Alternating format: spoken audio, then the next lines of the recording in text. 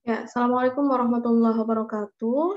Kita akan bertemu lagi pada mata kuliah Ulumul Hadis, dan kali ini akan saya jelaskan tentang unsur-unsur hadis dan metode periwayatan hadis.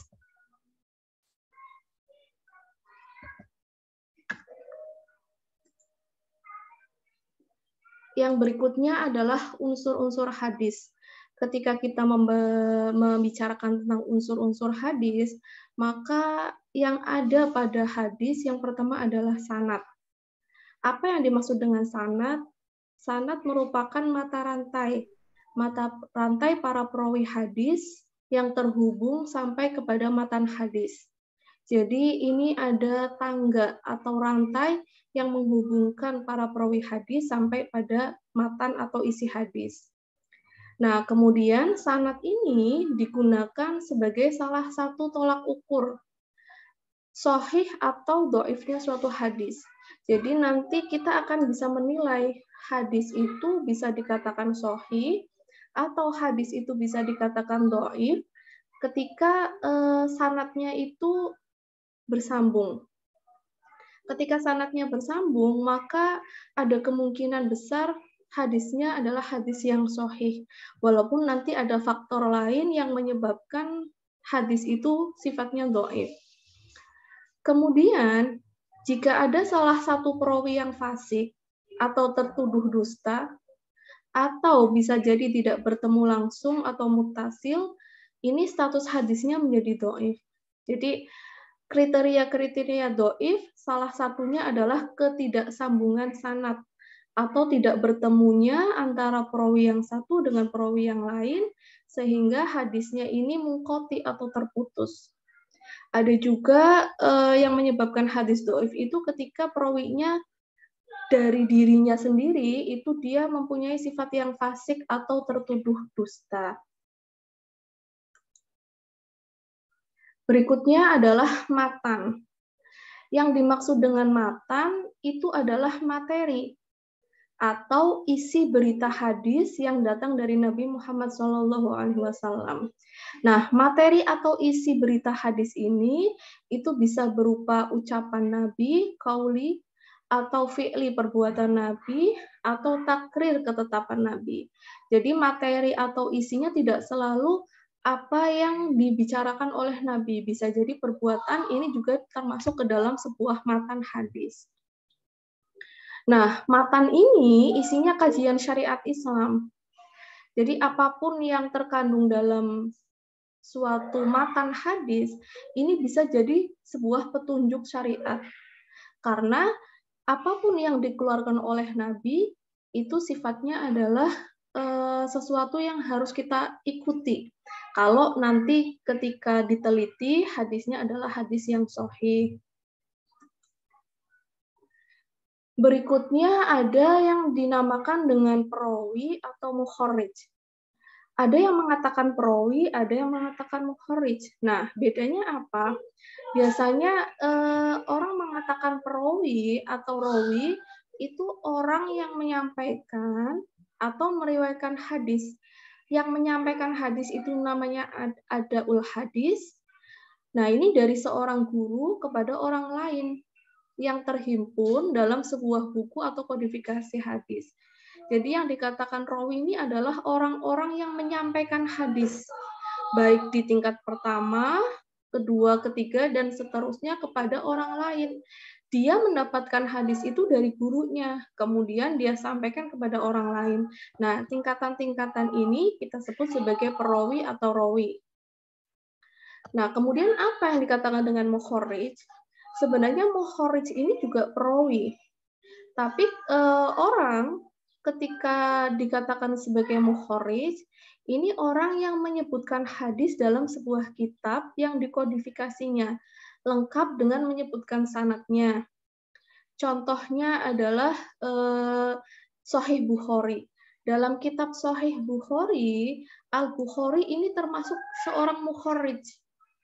Karena beliau yang menuliskan hadis beserta sanad-sanad sampai tersambung kepada Nabi beserta matannya, dan beliau mengkodifikasikan hadis itu ke dalam sebuah buku. Nah, maka yang dikatakan sebagai mukharij adalah Imam Bukhari. Ini ada gambaran yang lebih mudah. Saya mempunyai contoh sebuah hadis lengkap dengan sanadnya. Ada sebuah hadis yang berbunyi haddatsana Abdullah bin Yusuf qala akhbarana Malik an Ibni Syihabin an Muhammad bin Jubair bin Mut'im an abihi qala sami'tu Rasulullah sallallahu alaihi wasallam qara'a fil maghribi bit-tur. Diartikan dulu ya. Telah mengabarkan kepada kami yang bernama Abdullah bin Yusuf. Dia berkata, telah mengabarkan kepada kami Malik dari Ibnu Syihab, dari Muhammad bin Jubair bin Mut'im, dari bapaknya. Dia berkata, saya mendengar Rasul Shallallahu Alaihi Wasallam membaca surat At-Tur dalam sholat maghrib. Ini redaksi sebuah hadis. Ada sanad, ada matan, ada perawi, ada mukharij. Nah, yang warna biru ada Abdullah bin Yusuf, Malik, dan sebagainya. Ini adalah perawi hadis dari setiap generasi.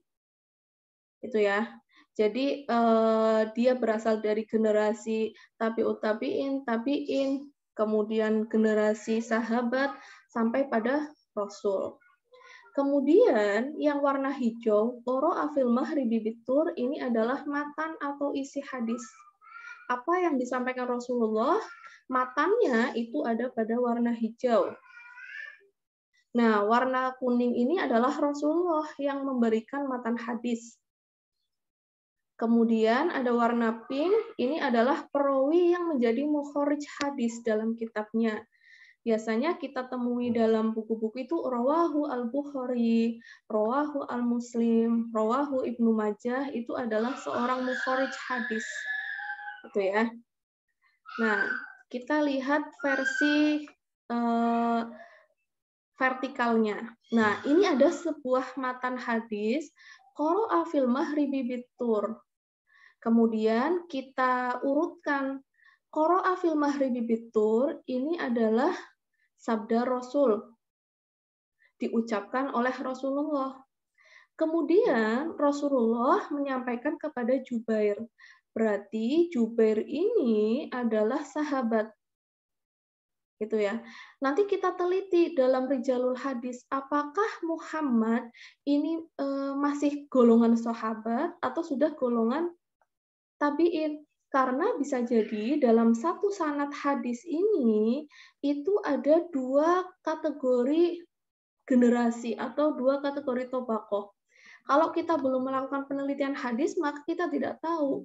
Apalagi kita tidak kenal rijalul hadisnya atau perawi-perawi atau biografinya. Yang kita tahu, kita hanya melihat urutannya. Nah, nanti ketika kita sudah melakukan tahrij hadis atau penelitian hadis, maka akan kita tentukan, oh ini golongan sahabat, ini masih golongan sahabat, oh ini golongan tabi'in, begitu ya. Jadi ketika Rasulullah membacakan qara'a fil maghribi bit-tur, atau ini sami itu ya tadi ya, maka ini Rasul itu mempraktekkan langsung ketika sholat maghrib, Rasul membaca surat At-Tur. Nah, kemudian yang mendengar siapa? Jubair. Nah, ketika Jubair mendengar, Jubair menyampaikan pada Muhammad, kemudian disampaikan pada Ibnu Syihab, disampaikan kepada Malik, pada Abdullah bin Yusuf, nah kemudian sampai pada Al-Bukhari. Mulai dari Jubair sampai Abdullah bin Yusuf, ini dikatakan sebagai perawi hadis dari masing-masing generasi. Kemudian Al-Bukhari ini adalah perawi yang mukharij, karena Al-Bukhari yang melakukan penelitian hadis, mencari dan menelusuri qara'a fil maghribi bit-tur ini sanadnya itu sampai pada Rasul bertemu dengan siapa saja, begitu ya. Nah, perlu kita ingat bahwasanya ini salah satu jalur sanad hadis. Jadi sanad hadis itu tidak hanya satu ya, ada yang dua, ada yang tiga, ada yang empat. Bisa jadi Bukhari dapat dari Abdullah bin Yusuf, nanti dia dapat lagi dari misalkan Abdullah bin Umar dan lain sebagainya. Jadi ini adalah salah satu jalur sanad hadis dari matan yang berbunyi qara'a fil maghribi bittur. Kemudian dikodifikasikan dalam kitab Sahih Bukhari oleh Mukharrij al-Bukhari. Selanjutnya adalah metode periwayatan hadis. Metode periwayatan hadis itu kita sebut dengan sigat tahammul wal ada. Jadi bagaimana seorang perawi hadis? Tadi ada Jubair, ada Muhammad. Itu bagaimana beliau mendapatkan matan hadis itu? Ada beberapa metode dalam mendapatkan sebuah hadis, baik dia mendapatkan hadis maupun menyampaikan, gitu ya. Jadi ketika mendapatkan hadis, maka bagaimana pula dia menyampaikan hadisnya pada generasi setelahnya. Metode yang pertama adalah asima. Asima itu mendengar. Jadi seorang murid itu ya mendengarkan hadis dari guru, baik dibacakan sekilas atau didikte. Gurunya membacakan, muridnya mendengarkan. Baik gurunya itu membacakannya langsung maupun didikte ya, sekilas maupun didikte. Nah, ini juga baik gurunya melalui hafalan hadis atau melihat kitab. Jadi asima itu pokoknya mendengarkan muridnya. Nah, ini banyak dilakukan oleh sahabat pada masa awal mendapatkan hadis dari Rasulullah. Karena seperti kita ketahui, pada masa awal ada hadis ketika Rasulullah masih hidup, itu sahabat dilarang untuk menulis hadis. Kecuali untuk pribadi, untuk dihafalkan, dan setelah itu dihilangkan.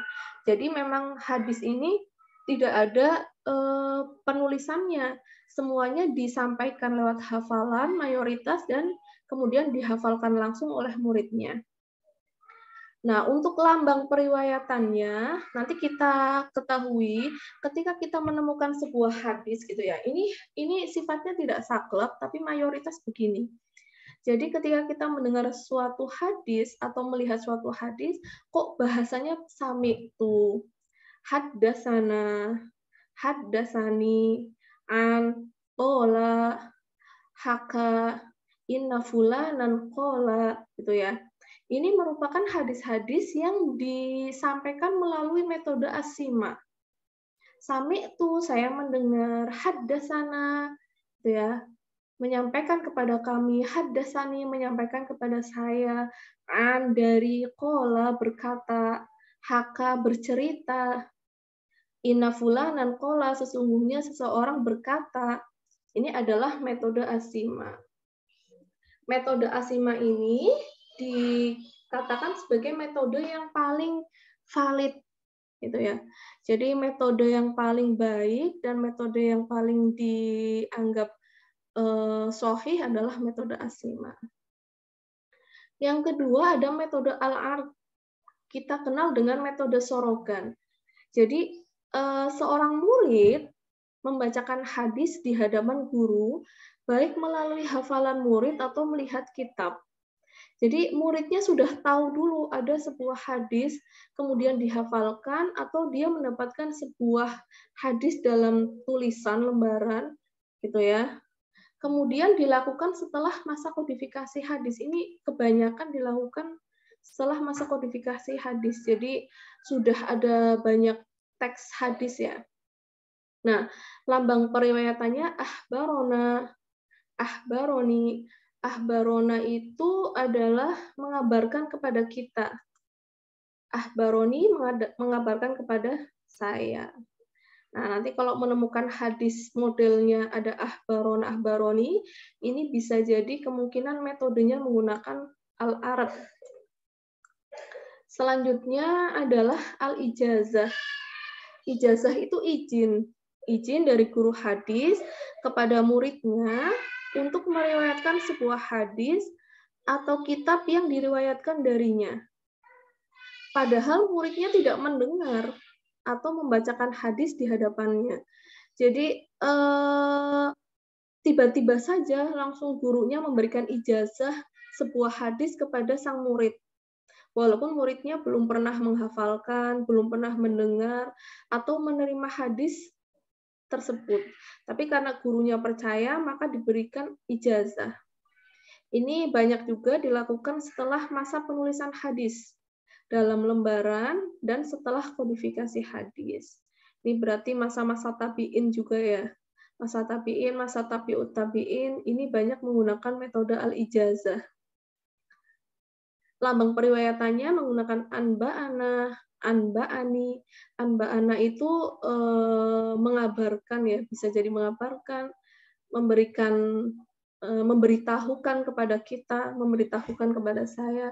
Ini dikatakan sebagai anba'ana.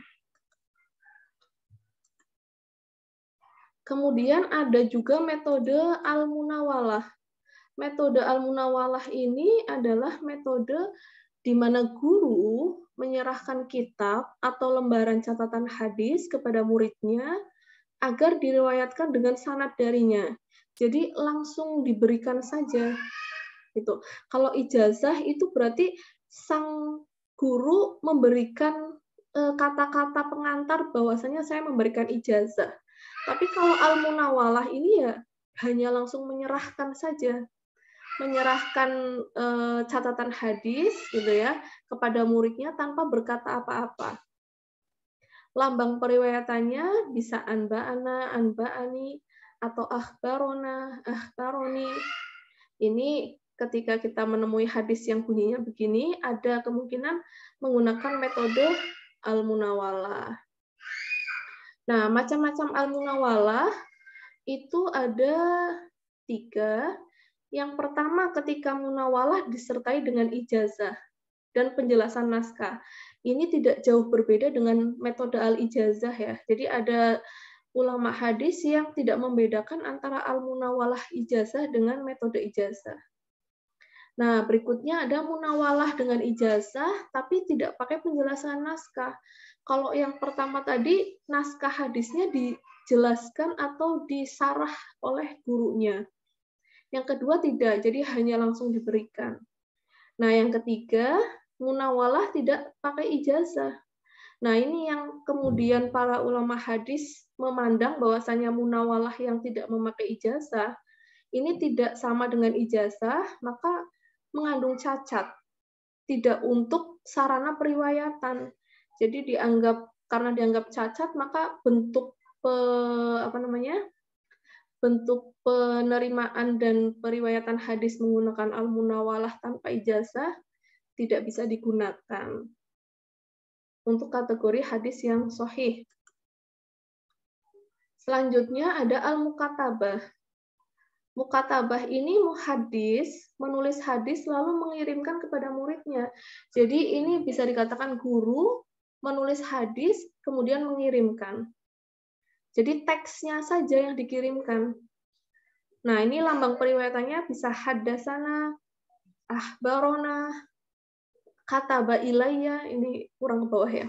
Kataba ilayya itu menulis untukku kalau kataba ilayya.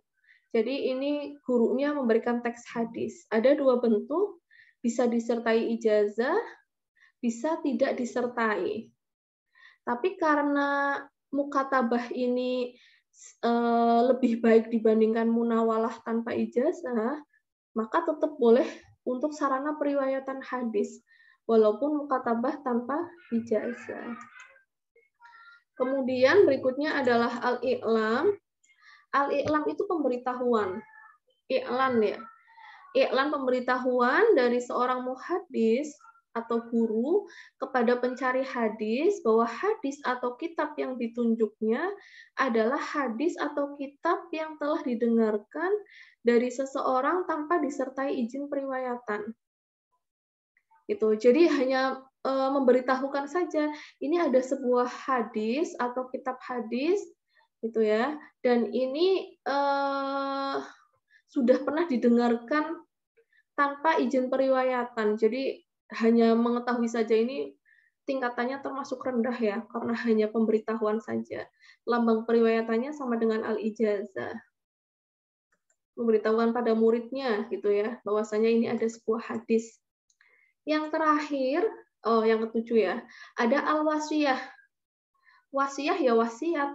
Maksudnya apa? Muhadis atau seorang guru berwasiat kepada seseorang, kepada muridnya, agar kitab-kitabnya diserahkan kepadanya ketika muhadis wafat atau bepergian. Metode ini dianggap lemah ya, walaupun lambang periwayatannya sama dengan al-ijazah. Jadi seorang guru ini memberikan hadis kepada muridnya, tapi ada catatannya, ketika si guru ini bepergian atau ketika guru sudah wafat, maka baru boleh mengambil hadis yang diperoleh darinya. Nah, yang terakhir ada al-wijadah, ini nomor 8. Seseorang menemukan hadis atau kitab hasil tulisan orang lain lengkap dengan sanadnya. Al-wijadah itu kan menemukan ya, menemukan tulisan. Jadi ada hadis yang ditemukan, kemudian hadisnya itu lengkap dengan sanadnya, kemudian diaku sebagai metode periwayatan hadis. Bisa haddatsana wajadtu bi khatti fulanin, saya mendapatkan tulisan seseorang, qala fulanin, seseorang berkata, balagha fulanin, telah sampai seseorang, zakara fulanin, fulan itu menyebutkan sesuatu. Gitu ya. Jadi pada intinya ada beberapa unsur hadis. Tadi kita sebutkan unsur hadis itu yang pasti ada. Jadi ketika salah satu tidak ada, maka itu tidak bisa dianggap hadis. Yang pertama ada sanad, yang kedua ada perawi atau rawi, dan kita juga mengenal tadi ada mukharij ya, selain perawi. Kemudian yang ketiga ada matan. Jadi 3 unsur itu tidak boleh tidak ada dalam hadis. Kalau kita hanya menemukan matan saja tanpa menemukan sanad, itu tidak bisa dikatakan hadis. Kita hanya menemukan sanad saja, tidak tahu matannya, maka tidak bisa juga dikatakan hadis. Maka 3 unsur ini menjadi unsur yang penting. Nah, selanjutnya ada metode periwayatan hadis atau metode sifat tahammul wal ada, bagaimana seorang perawi sampai pada tahap mukharij ya, mendapatkan sebuah matan hadis dari Rasulullah. Ada beberapa metode. Nah, ini ada 8 metode dan tidak semua metode itu dianggap sebagai metode yang baik. Metode yang baik itu hanya metode yang paling unggul ya. Yang paling unggul adalah metode asima. Asima, al-arad, kemudian tingkat ketiga ada al-ijazah. Jadi asima yang paling baik, al-arad yang kedua, ada al-ijazah juga masih dianggap bisa. Al-munawalah ini tergantung. Kalau munawalahnya beserta ijazah ini juga masih dianggap baik. Tapi kalau tanpa ijazah tidak bisa dianggap sebagai metode yang baik. Kemudian ada al-mukatabah, nih ya. Ini kalau dengan ijazah dianggap baik, tapi kalau tidak dengan ijazah dianggap tidak baik. Al-i'lam ini juga agak lemah ya. Kemudian al-wasiyah dan al-wijadah, apalagi ini sudah metode yang jarang dipakai atau bahkan tidak ditemukan dalam kitab-kitab Sahih Bukhari dalam penelitian hadisnya. Jadi ketika seseorang diteliti ternyata menemukan atau mendapatkan hadisnya dengan metode al-wijadah, ini bisa jadi hadisnya kurang sahih gitu ya. Nanti kan kriteria sahih bisa kita cek mulai dari rijalul hadisnya, mulai dari metode periwayatannya dan lain sebagainya. Itu yang bisa saya sampaikan. Selanjutnya akan kita adakan diskusi setelah ini. Terima kasih. Assalamualaikum warahmatullahi wabarakatuh.